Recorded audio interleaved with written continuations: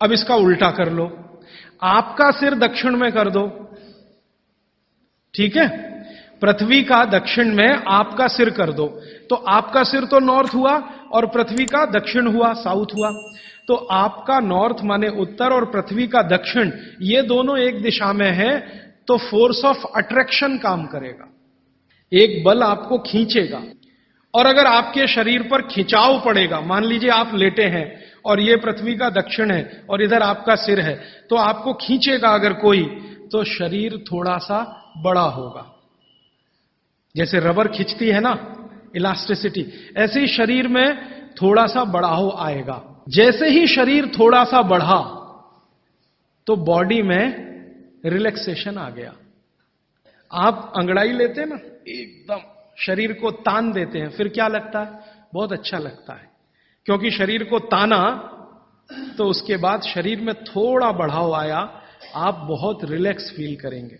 तो इसलिए भागवत जी ने कहा कि दक्षिण में सिर करेंगे तो शरीर पर फोर्स ऑफ अट्रैक्शन है, उत्तर में सिर करेंगे तो फोर्स ऑफ रिपल्शन है। फोर्स ऑफ रिपल्शन में शरीर पर दबाव पड़ता है, फोर्स ऑफ अट्रैक्शन में खिंचाव पड़ता है। खिंचाव और दबाव एक दूसरे के विपरीत हैं। दबाव से शरीर में संकुचन आएगा तो खिंचाव से शरीर में थोड़ा सा फैलाव आएगा।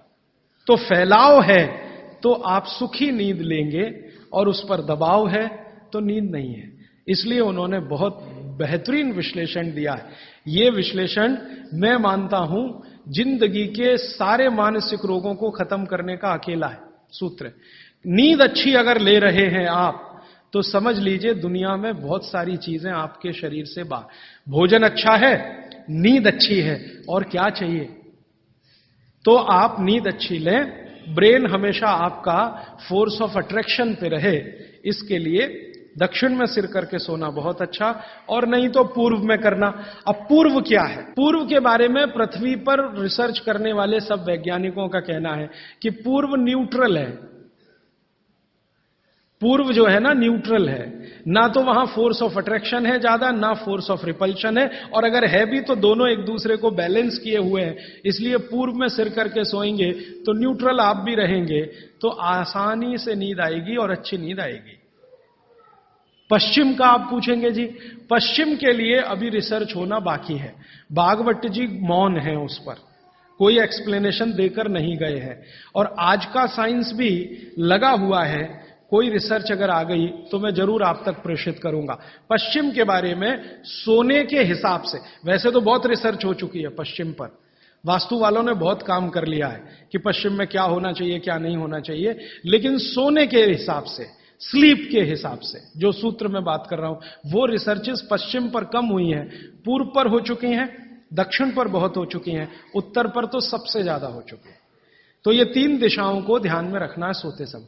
माने पूर्व में सिर करके सोएं तो बहुत अच्छा, नहीं तो दक्षिण में। अब इसके आगे का सूत्र और भी मजेदार है, बहुत इंटरेस्टिंग है।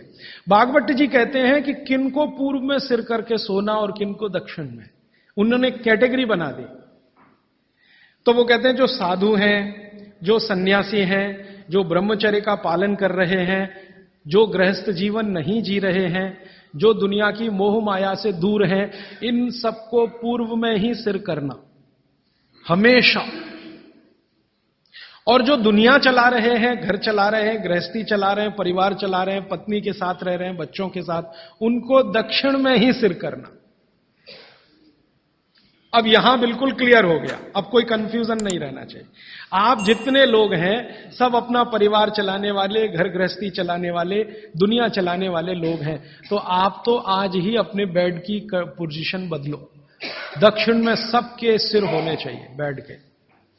और मेरे जैसे लोग जो शादी नहीं करते, ब्रह्मचारी हैं वगैरह वगैरह, इनको पूर्व में ही सोना। साधु जी, साध्वी जी जो भी हैं, जिनको अपने जीवन में नैष्ठिक ब्रह्मचर्य का पालन करना है, साधु महात्मा संत, इनको पूर्व में ही सोना है सिर रख के। और आप जैसे लोग जिनको घर गृहस्थी चलानी है, दक्षिण। अब यहां कोई कंफ्यूजन की गुंजाइश नहीं है, आप अपना याद रखो, मैं मेरा याद रखता हूं। अच्छा, आज के लिए इतने ही सूत्र। अब आप सवाल पूछ सकते हैं। साउथ डायरेक्शन में फोर्स ऑफ अट्रैक्शन है, कहा आपने, सिर के लिए? हाँ, हाँ। तो शरीर की खिंचाई होती है, तो क्या जिन बच्चों की हाइट कम है उनको कंपलसरी हम साउथ फेसिंग जरूर सुलाइए, ताकि उनकी हाइट बढ़े? जरूर सुलाइए। जिन बच्चों की लंबाई आपको कम लग रही है, आप हमेशा उनका सिर दक्षिण में रख के सुलाइए। थोड़े 3-4 साल के बाद आपको खुद महसूस हो जाएगा, हाइट बढ़ने का लंबाई बढ़ती हुई दिखाई देगी।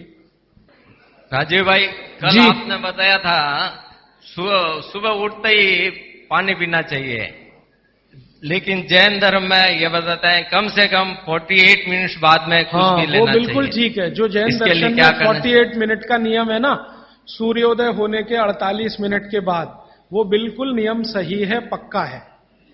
वो नियम क्या है, वो हमें समझने की बात है। वो नियम ऐसा है, जो पानी है ना, पानी बहुत सारी जीव राशियों का संग्रह है। अब ये थोड़ी सूक्ष्म की बात है, मैं जाना नहीं चाहता था, लेकिन सवाल पूछ लिया इसलिए कह रहा हूं। पानी जो है सूक्ष्म जीव राशियों का संग्रह है। आप चाहें तो पानी में लेंस लगा के देखें, करोड़ों करोड़ों सूक्ष्म जीव आपको दिखाई देंगे इधर उधर भागते घूमते। अगर देख लें तो दिल ही नहीं करे पानी पीने के लिए। ये तो सुबह सुबह क्या होता है कि आपका जो मुंह है, ये जो लार है ना, ये मैंने आपसे कहा कि सुबह के समय सबसे ज्यादा तीव्र होती है, मेडिसिनल प्रॉपर्टी ज्यादा होती है इस लार की। तो अगर आपने उठते से ही पानी पिया तो उसमें पूरी संभावना है कि ज्यादा जीव राशि की हत्या होगी। इसलिए जैन दर्शन ये कहता है अनावश्यक हिंसा से बचो। हिंसा से बच सके ये आदर्श है, लेकिन अनावश्यक हिंसा से जरूर बचो। अनावश्यक, जरूरी नहीं है तो उसको हिंसा मत करो। तो अनावश्यक हिंसा से बचने के लिए जैन शास्त्रों ने, जैन आचार्यों ने ये कह दिया जी 48 मिनट के बाद पियो। ये 48 मिनट में क्या हो जाता है, 48 मिनट में आपके मुंह की जो लार है ना, इसकी जो क्षारीयता है ये कम हो जाती है, बहुत कम हो जाती है, बहुत तेजी से कम होती है। और इसकी क्षारीयता कम हुई, एल्केलिनिटी जिसको आप कहेंगे अंग्रेजी में, तो जीव राशि के मरने की संभावना उतनी कम हो जाती है। तो फालतू हिंसा से बचने के लिए जैन दर्शन ने यह कहा कि नवकार्षियों एक शब्द इस्तेमाल करते हैं ना, हाँ, तो ये उसके साथ उन्होंने जोड़ा। वो 48 मिनट का कैलकुलेशन बागभट्ट जी का भी है। वो ये कहते हैं कि सुबह उठते ही 48 मिनट तक अगर आप इंतजार करते हैं तो मुंह की जो लार है इसकी क्षारीयता कम होना शुरू होती है। तो उठते ही पानी पीने में अगर आप जैन दर्शन पालन करते हैं तो 48 मिनट ध्यान रखो, और अगर आप जैन दर्शन पालन नहीं कर रहे हैं तो आपके लिए शायद हिंसा का उतना महत्व नहीं है, लेकिन करें तो आपके लिए भी अच्छा है। तो आप बोलेंगे जी 48 मिनट तक क्या करें, बैठे रहे? तो भगवान का नाम ले लो, आप ईश्वर का जाप कर लो, मंत्र का जाप कर लो, कुछ कर लो, और फिर पानी पियो, फिर उसके बाद आपकी दिनचर्या शुरू करो। ये बीच का रास्ता मैंने बताया।